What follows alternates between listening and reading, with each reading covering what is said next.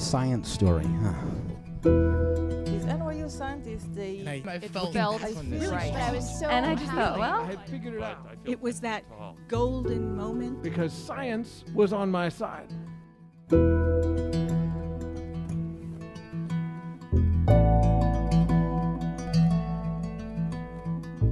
Hey everyone, and welcome to The Story Clutter, where true personal stories about science help us explore just how weird, wonderful, and deeply human this world can be. I'm your host, Misha Gayaski, and today's stories are about something that probably won't surprise you, especially if you're a regular listener: the need for diversity and inclusion in STEM, and how it is not great. In the US, only about 15% of people working in STEM fields are Hispanic, and just 9% are Black. And honestly, with the current political climate, it wouldn't be shocking if those numbers start heading in the wrong direction. We know representation matters. Research shows, and many of us know this from experience, that seeing people who look like us in certain roles shapes what we believe is possible for ourselves. Without that visibility, people can end up unconsciously limiting their own potential. But representation in STEM also matters for creating diverse perspectives that lead to better questions, better problem solving, more inclusive products, and stronger innovation overall. It's not just about who gets inspired, it's about what science itself becomes. Our first story today comes from Angelique Allen. She's a graduate student at the University of Oregon and the founder of Dreams of a Scientist. Her story is first performed at a show we did last year in partnership with the Howard Hughes Medical Institute Gilliam Fellows in Bethesda, Maryland, and then later re-recorded at her home in Eugene, Oregon. Here's Angelique's story.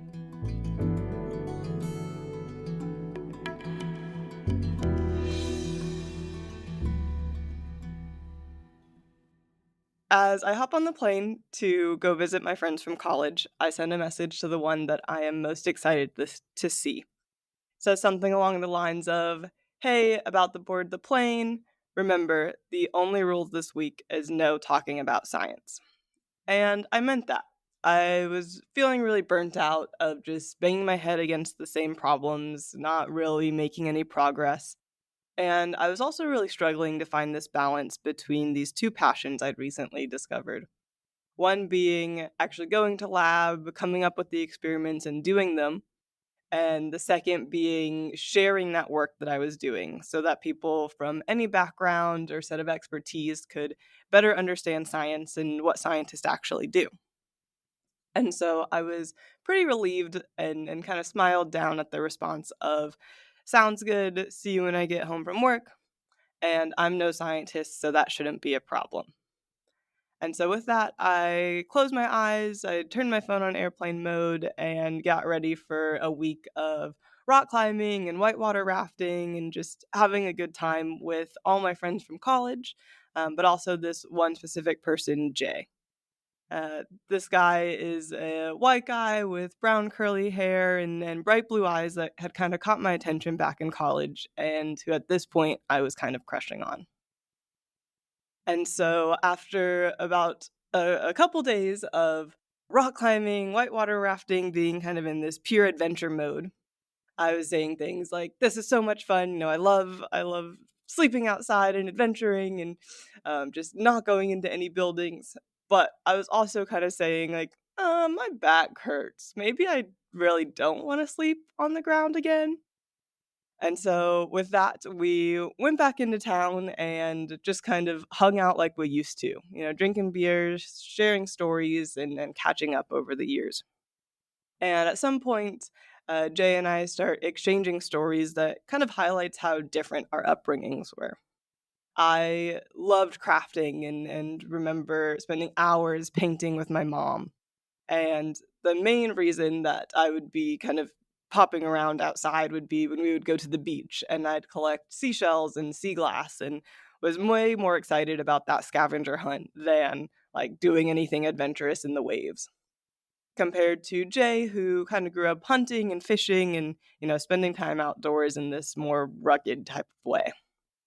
And as we continue drinking beers, exchanging stories, and just hanging out, we eventually plop down on the couch and I turn on Netflix.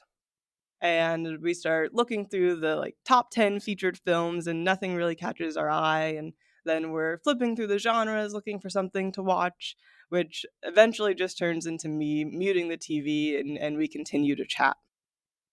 But then suddenly, out of the corner of my eye, I see this little purple blob with a white cat sitting on its head. And I immediately grab the remote as I say, "We are watching this movie." And this movie is called Home, which wasn't really a box office hit. This movie had no catchy songs, it had no characters that people really latched onto, like Lilo and Stitch or Nemo. And it had a pretty typical story arc where these two characters can't be friends because of their background, but then they get over it, they sing some songs, and then they're able to solve this larger problem, which in this case is aliens taking over the Earth.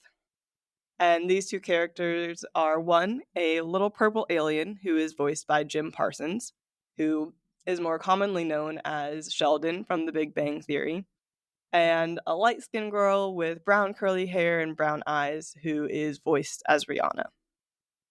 And while I wish I could say, I really love this movie and these characters, and this was really special to me, and I wanted to share it with this person in this moment, that would just kind of be a lie. I don't think I'd thought about this movie since I had first watched it my freshman year of high school. And in my memory, it kind of just blends in with Hotel Transylvania and the Lego movie and all these other movies that came out in 2015. And so you can imagine my face when, after about 5 minutes of watching little purple aliens invade Earth, Jay looks over at me and says, "Why the hell are we watching this movie?" And I stare back into those blue eyes almost blankly for a second. And then, like any drunk person who doesn't know the answer to your question, I just kind of started to ramble.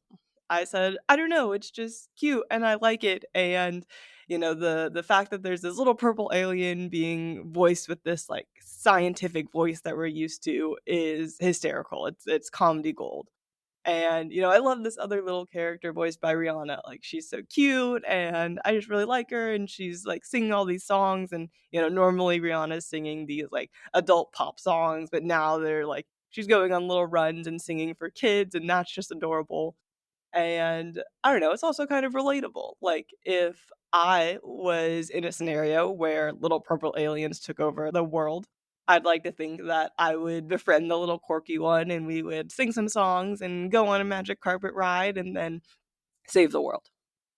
And Jay kind of looks at me and nods, and I am just in full rambling mode. I continue on to say, it's just really cute and I just like it. And, if Rihanna makes me feel like I can save the world just because her character looks like me, then I hope that I can kind of do the same thing with my science. That is ultimately the goal of sharing the fact that me, a light-skinned girl with brown curly hair and brown eyes, is the one who's in the lab doing the science. And I hope that inspires other people who look like me to feel like they can also do science. And Jay again nods and says that's making sense. And I just kind of keep chatting. I go into a deep dive saying, I grew up as a mixed girl in a white neighborhood, and I just never saw anyone who looked like me. Even at home, it was like my mom is white and my dad is black, and so neither of them even looked like me. And there were, students or kids at school who would say that, did you get a perm or do you get spray tans? And I would just kind of shrug and look at them like they were stupid and walk away, because I didn't even know why they were really asking me these questions. It was just clear that while I looked kind of different to them, we never talked about why. Even at home, we didn't talk about how people would view me because of my skin color.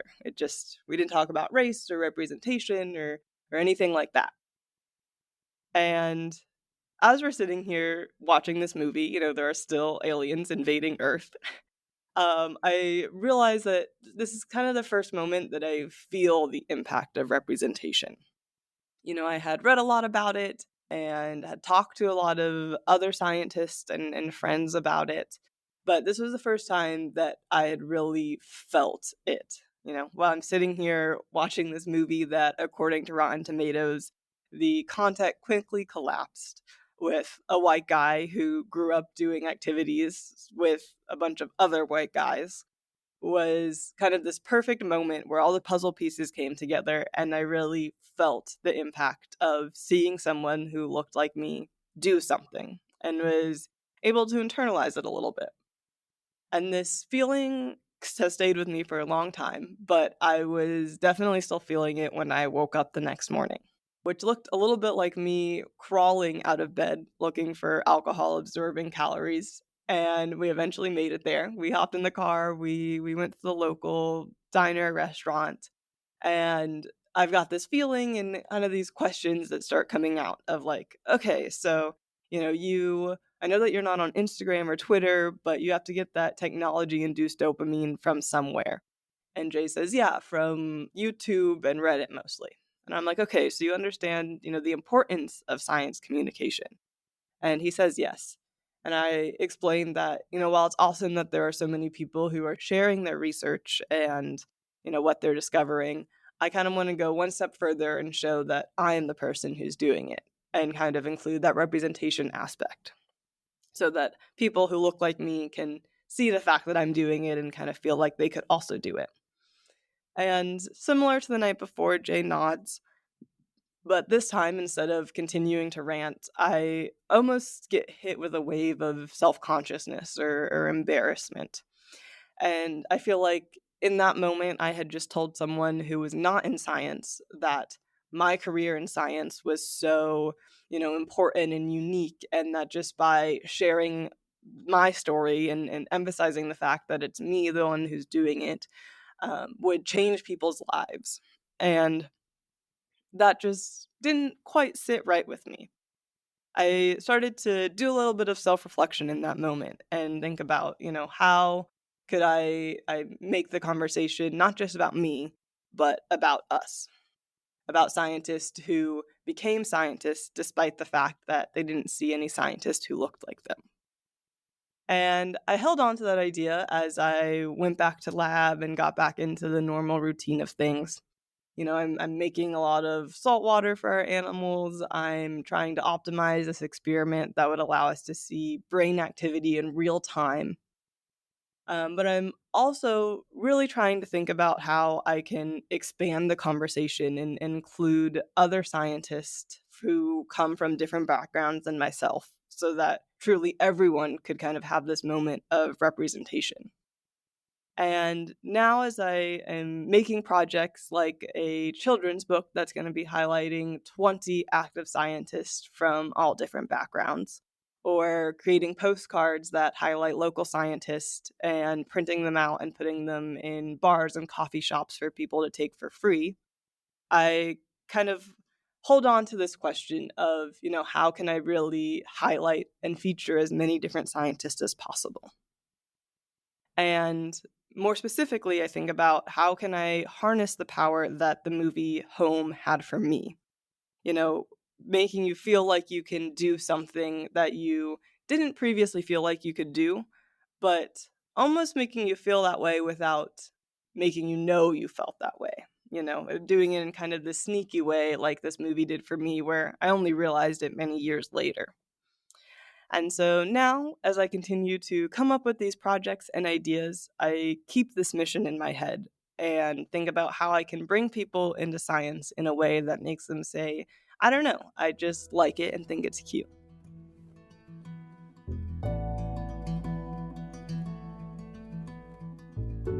That was Angelique, and now I definitely need to go watch Home. Anyway, if you want to learn more about her, visit our website, storyclatter.org. Being a storyteller on stage is just one way to make story clutter happen, but not everyone loves the spotlight, and that's totally okay. If getting up on stage isn't your thing, supporting story clutter as a donor might be the perfect way to get involved. Now, more than ever, it's vital that we hear the voices of scientists and science communicators. At Story Clutter, we believe that true personal stories can break through the noise, bringing science to life, building trust, and helping people connect on a human level. But we can't do it without your support. Our donors are a big part of what makes this work possible. They help us produce the podcast, share meaningful stories, and spark the kinds of conversations that stick with you long after they're over. If you believe in the power of science storytelling, consider making a donation at storyclutter.org/donate. Most people give $10 a month, and every tax-deductible donation, big or small, helps keep Story Clutter going strong. Thank you for being part of our community. Our next story comes from Ken Phillips. Ken is the curator of aerospace science at the California Science Center in Los Angeles. His story was recorded last year at a show we did in partnership with the LAist in Los Angeles, California. Here's Ken.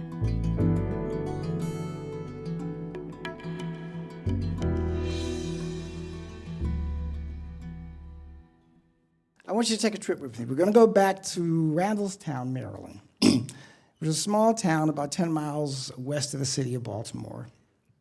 It's 1954. I'm 5 years old. And my very best friend, Lou Tucker, and I were going to be spending the week together. The Randallstown was this amazing place. This is 1954. It's like a page out of a Tom Sawyer and Huck Finn story. It's that kind of place. It's like rolling hills. It's got forests. Inside the forest, the dads cut out a space for a baseball diamond where we could play. It's got streams. You can catch frogs. We could throw rocks at bats all night long. We'd never hit one. All kinds of cool stuff you can do. The coolest thing about Randallstown was that this was a place where you could ride your bike. And Mr. and Ms. Tucker only had one rule. That was be safe. Actually, there were 4 rules. Number 1, be careful. Number 2, don't go on the main road. Number 3, watch for cars. And number 4, be home by dinner. So that was it. We were free to go. So we went up on our bicycles to this place called Deerhead Farm. And the reason we went to Deerhead Farm because we're cowboys, because we're 5 years old. And there were horses on Deerhead Farm. And we would see these kids riding the horses because we'd pass back and forth between this place dozens of times in Mr. and Mrs. Tucker's car. And it was so much fun. And we're 5 years old, and we're cowboys, and cowboys ride horses. That's what they do. So we got on our bikes, and we rode up to Deerhead Farm, and we right up Winans Road, left turn on Old Court Road. We get to Deerhead Farm, and we lay our bikes down, and then we climb up under this long white fence they had that was a petition to keep the horses in. So we climb up on the fence, and we wave to an attendant. The attendant comes over, and he says, "Hey, guys, what can I do?" And we said, "We're here to ride the horses at Deerhead Farm. This is such a fun place that we want to ride the horses." And he says, "Well, sorry, guys, white only." And we says, "Well, white only, what does that mean?" And he said, "You have to be a white person to ride a horse here at Deerhead Farm." So we said, "Well, are we white?" And he said, "No, you guys are colored." He was very kind with that. He could have said, gone a lot of places with that, but he said, "You guys are colored." So we said, "Okay." And we went off and did probably 100 other things we could have done. Now, it wasn't an offensive thing, but it felt weird. It didn't just feel white. It felt weird. And I can't really explain why except this. If the guy had said, "Look, you got to be 4 feet tall," I could have understood that, because you're either 4 feet tall or you're not. But he didn't say that. What he said was, "You can't come in because I see you differently than I see other people." And that didn't make any sense to me because kids are kids. And they looked at it, they were having fun. How could I be different? And that stuck with me for a while. Because what he told me was, "I'm not going to give you permission to do something that you want to do." And I didn't understand why that permission wasn't given. Now, that misunderstanding, or lack of understanding on my part, I should say, didn't last long. Because this is America in the 1950s. And I could remember hearing my mom and dad talk about all the hoops they had to jump through and all the stuff they had to do, how clever they had to be just to get done the things they needed to get done in life. They were some very clever people. And I was also remembering on the news and on the radio, you would hear things like these kids, black kids in a place called Little Rock, Arkansas, and they were confronted with a whole lot of difficulty in getting to the high school that they were supposed to go to. So very quickly, I put this together, and I said, now, there are 2 societies here, and one of those societies really doesn't want very much to do with me. And they don't want to give me permission to function fully in the broader context of society. The other society, which was primarily people who looked pretty much like me, were saying, "You know something? There is a way for you to get around this, and we're going to show you how to do that." So I'm there, it's about 1960, the fall of 1960. And I'm in junior high. I wasn't interested in anything. I didn't want to do anything. I hated school, and I was awfully bad at it. I had an uncle, William Wade Phillips Jr., Uncle Billy, who happened to be a physicist. Got his degree from Temple University in 1932 in physics, did his graduate work in 1933 and 1934, and he was a teacher. He was a great high school teacher. He was a great friend. And I think that he was the secret weapon that my mom and dad had, because he lived in D.C. and he happened to come over. They had told Uncle Billy that I was having difficulty in school. So he comes up to me and he says, Kenny Bunkport, I got a deal for you. He says, I'm going to pay you $10 a week to come to Washington and help me move my physics lab from one end of the Francis Cardoza High School to the other end, because they've redone the school and I got to move my stuff before the beginning of the academic year. Now, my allowance at the time was $1 a week. 10 times something is an order of magnitude. That's what we call that in physics. Man, we're going to move some shit. We're going to D.C. So I go over to D.C. Uncle Billy and I come up early one morning. It took us 2 weeks to do this. Cardoza High School was huge. It's big. I remember this big stone facade, and it had the wings on it and everything. So we go into the main door. We go up a couple of stairs, down a few hallways, and Uncle Billy turns the key, and he opens the door to a wonderland. This was his physics lab. And the first thing I noticed about it was everything in the lab was metal. It was mostly metal stuff, but it was delicate-looking, very precisely made metal stuff. And that really got my attention. Then we started playing with things. And he was demonstrating all of these things. He put on a Van de Graaff generator. And this spark, just like a Frankenstein moving, like that. It was amazing. And I love Frankenstein movies. And then he started showing me other pieces of apparatus, springs, and there were pulleys. There were inclined planes. They were like cars that would go down inclined planes. And the thing that was most memorable was there's a thing called an air track. If you've ever seen an air track, it's about as long as this stage. And it's metal, and it has small holes in it. And air blows through the holes. So you can take this little car, and you can put it on the air track, and you just tap it, and it goes all the way down the track very slowly. Hits the other end, because it's got a spring, comes all the way back very slowly, hits the other end, comes about halfway back, and then finally stops. And it just blew me away.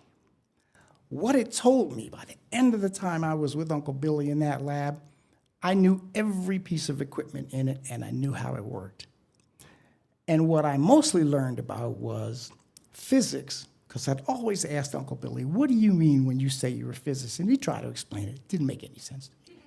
Physics was one of the things you did when you want to see how the invisible stuff in the world controls the visible stuff you can see. That's a look behind the curtain. And I was absolutely hooked. I was elated. That was my thing. I was going to become a physicist until I hit 8th grade algebra. I was so lost in the algebra class, I didn't even know what questions to ask. Weeks went by. You only got 16, 15 or so weeks in the semester, and about a quarter of the semester was gone. I was having an incredibly difficult time with this class. And I took a problem set home, and I will never forget this. Never will I forget this. I'm sitting at the dining room table. I'd gotten home a little early. I take out this problem set. I look at it. I can't get anywhere with it. I don't know how the first thing to do with these problems. And I'm looking at them, and I just feel completely lost. I'd spent hours, literally hours, trying to figure this stuff out. And I had this vision, and I can recreate it right now so clearly. It's like I'm standing on this dock, right? And the dock is really long, and my friends are on a boat. They're at the end of the dock, and this boat's about to take off. It's leaving. And if I don't make that boat, I'm going to be left behind. And they're going to go off. Their dreams are going to be fulfilled. And I'm not going to do anything worthwhile. Physics is not going to be a part of my life. And then the tears came. And then more tears came. And then more tears came. And then more tears came. And then the hours went by, and I'm looking at these problems. And finally, the tears stopped. And the place got like surreally quiet. You know, this background noise you hear, even that disappears. And I looked at the page, and I swear to God, I looked at the equation, and the thing, it almost just kind of just emerged from the page, and the whole logic of algebra just became absolutely crystal clear to me. The equal sign said, "Thou shalt not violate me." Whatever happens on the left side of that equal sign has got to be balanced on the right, or it's an inequality. It's not going to work. And when I looked at the equations, most of the stuff, at least though Algebra 1, was collected on what was the right side of the equal sign. And when I looked at it, I realized, oh, wait a minute. This is a recipe. It's an instruction. It's telling me what to do. Some of the little things there are variables. They change. Duh, they're variables. Others are constants. They don't change. The way the equations are written will simply say, this is when you do a thing, this is how many times you do it, and this is the order in which you have to do it. It's a recipe. It solves itself. It was amazing. I'd never seen anything like that. Now, what I learned from that experience is that I could learn. I didn't know the human mind had the ability to take chaos and render order out of it. I didn't know it could do that. I didn't know that was a thing. And so that, to me, was a real epiphany.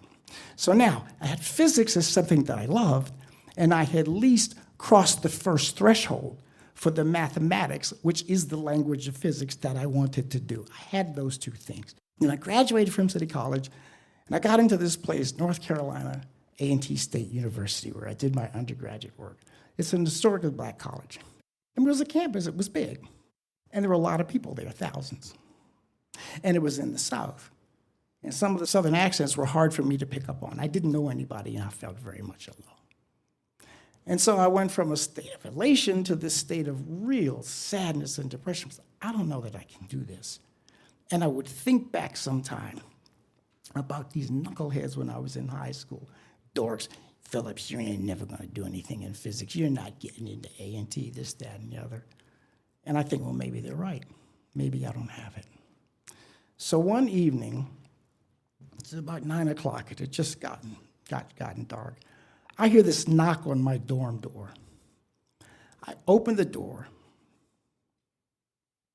I don't know anybody in the place. Don't know who it could be. When I opened the door, there was this very tall, extremely thin, tremendously distinguished-looking African-American gentleman with a bow tie, a white shirt, a jacket,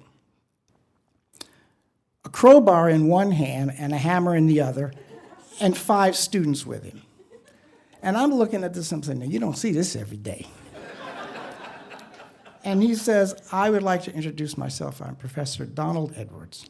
I'm the chair of the physics department here at North Carolina A&T State University. I want to welcome you warmly to our department. And I ask that you join me on a little adventure. So this is the night. Professor Edwards walks us across the campus. We had to walk the whole diagonal length of the campus because the physics building was in the northeast corner of the campus. So we go up there, and he's looking around like this, and he takes out his keys when we get to Cherry Hall, which was where physics was, and he sneaks us in through the side door of the building. And I look in, and I could tell the building was under a little bit of construction. We probably shouldn't have been in there. So we went into the building, we went up some stairs, down a hallway, and what did we go into? We went into a physics lab. When I looked into the lab, I recognized everything that was in there. But we weren't there to do physics. We were there to steal. What might we steal, you could ask? Well, we were there to steal blackboards because there was an array of blackboards in this lab, and Professor Edwards insisted that each of his students, his new freshman students, would have their own blackboard for study in their dorm room. So he took the crowbar and he took the hammer, and we yanked 6 blackboards off that wall. And they were heavy. These were real blackboards. I mean, these were blackboards. Not this wimp stuff they've got today. And we schlepped them across the campus. And Edwards, I never saw him smile once in 4 years, but he was the kindest person on earth. He helped us schlep those things into our dorm rooms. Each student got one. He helped us put them up on the wall, and then he said to us this. He said, look, you are here for one reason. That is to leave with a degree in physics. I don't want to see you playing around. I want you to study. I want you to work with each other. I want you to use these blackboards as the focus of your community. I want you to argue with each other over the concepts, and when you have 10 equations to solve for a homework assignment, I want you to do 20, because that's what you're going to need to make it. And then he says, gentlemen, I teach the senior course in X-ray diffraction, and you will certainly take that course when you get to be seniors. There will be no options. And then very quietly, he just slipped off into the night, wished us well.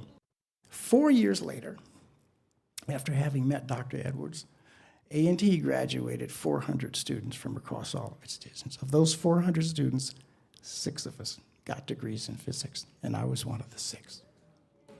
Now,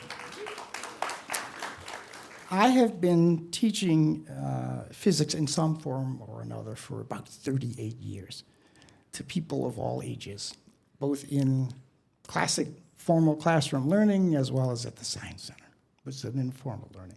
And students ask me all kinds of questions. And they ask physics questions, which are fun to answer, but they also ask me a different kind of question. And that question is fundamentally this: is it going to be okay? Am I going to be okay? Am I going to make this? Because they're all scared, just like I was when I was a kid. I was scared.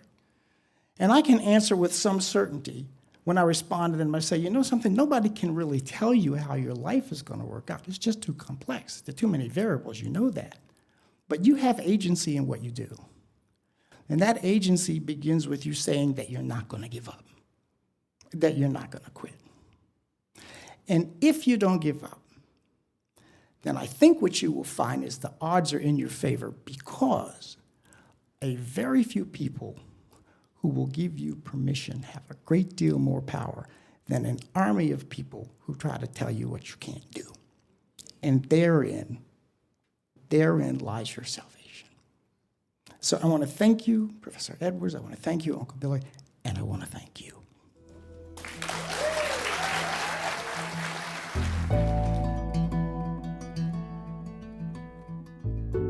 That was Ken, and I'm still thinking about them stealing blackboards and how heavy they were to move.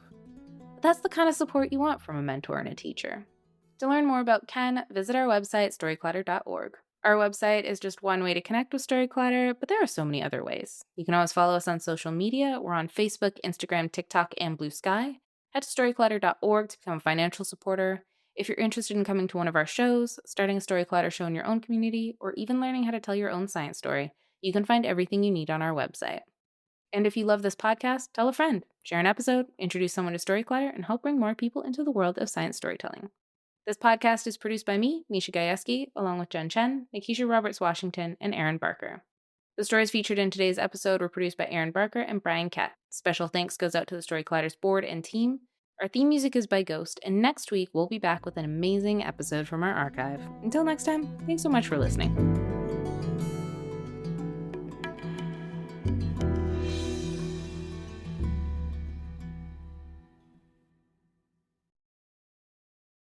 Looking for a podcast that helps you make small, smart changes that add up to a healthier life? Check out All the Hacks. Host Chris Hutchins brings on experts who break down complex topics into simple, useful advice. And one episode I just recently listened to is all about optimizing your oral health with Dr. Mark Berhenna. It dives into everything from the ideal daily routine and the effects of mouth breathing to the truth about fluoride, nutrition, and even how to choose the right dentist. It's one of those conversations that makes you rethink something you do every single day and shows how oral health connects you to your overall well-being in ways most of us never learned about. Whether you're focused on health, habits, or just leveling up your everyday routines, there's something on All the Hacks for you. Search for All the Hacks. That's All the Hacks in your podcast app. Hit follow and start upgrading your life today.